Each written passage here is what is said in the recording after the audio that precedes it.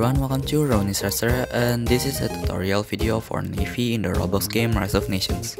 Thanks to Naval for helping me make this video. The first thing I want to tell you is that in almost every situation, any ship can destroy infantry and tanks. No matter how much infantry or tank you have, as long as the units are in water, more troops just mean more time. So you need to watch out for enemy ships if you are moving your troop by sea. This also means that you can destroy enemy troops with any ship. That's why ships are useful.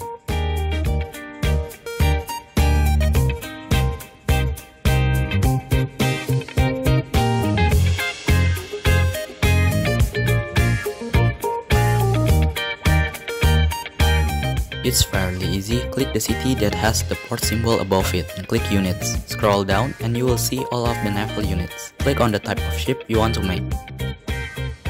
If you want to make battleship, it requires steel. You can get steel from trading or from steel factory. And to make an aircraft carrier, you need steel and aircraft part. Again, you can get it from trading or from aircraft manufacturing. The other units like frigate, destroyer, submarine just require money and manpower to make. You need to know what ships counter what, so that when you want to move your troop by sea, you can easily destroy enemy ships trying to intercept it. There are 5 types of ship in this game, them being frigate, destroyer, submarines, battleship, aircraft carrier. Frigate is cheap, quick to make, and effective to kill submarines and land units. Although I don't recommend you to use it since it is very weak and can even be killed by enemy troops or tanks on water sometimes, which is why I recommend you to use destroyers instead. Destroyers are just a little bit more expensive than frigates, but it's more powerful. You can use destroyers to kill submarines and land units. Submarines are very effective against land units, battleships, and aircraft carriers. They cost more than destroyers, but it's still affordable. Battleship. Very effective against destroyer but can be destroyed by submarines.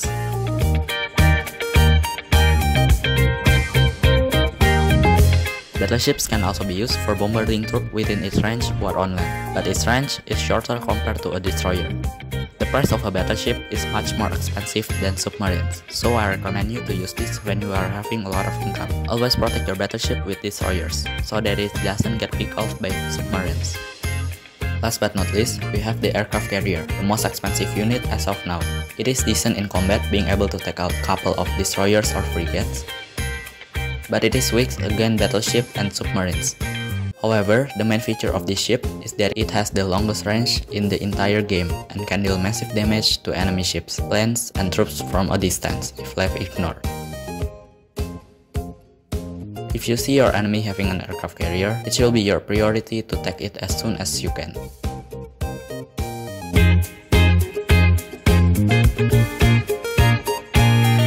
When you are playing on a public server, you don't need a lot of ships. In the beginning of the game, you usually don't need a navy. Just use them if you want to attack an island nation AI.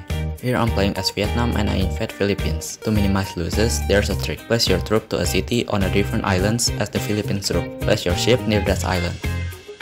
When you are done getting the city, Philippines troop will come to your troop to gain back the city. Because it's different islands, Philippines will move the troop by sea. Attack Philippines troop with destroyer or submarines while it's still on the sea. By doing that, you will destroy Philippines troop without much losses. Only work if the Philippines is an AI because human is smart. Computer may be clever, but human beings are much smarter. If you are fighting against a country from a different island, like when you being Taiwan and Vietnam attack you, I recommend you to make a fleet. Two purpose: defending your land, defending your troop when you want to go to their land. When you are rich, having income like 50 million plus, I recommend you to make a naval fleet consisting of 1 aircraft carrier, 3 battleships, 6 destroyers, 6 submarines. You can make more if you fight against rich countries, but I think that number is enough. When you're doing 1v1, electronic allowed, naval is very important. You need to make a lot of ships. I recommend you to make a fleet with the ratio of 2 battleships, 3 destroyers, and 1 submarine. For naval research, I recommend you go for naval guns first, then naval protection, naval missiles, naval torpedoes, and upgrade them one by one. I don't recommend you doing naval mobility when the other is still not maxed yet. If you have some suggestion for my future content or you just want to talk with me, you can join my Discord server. The link will be on the description and pinned comment.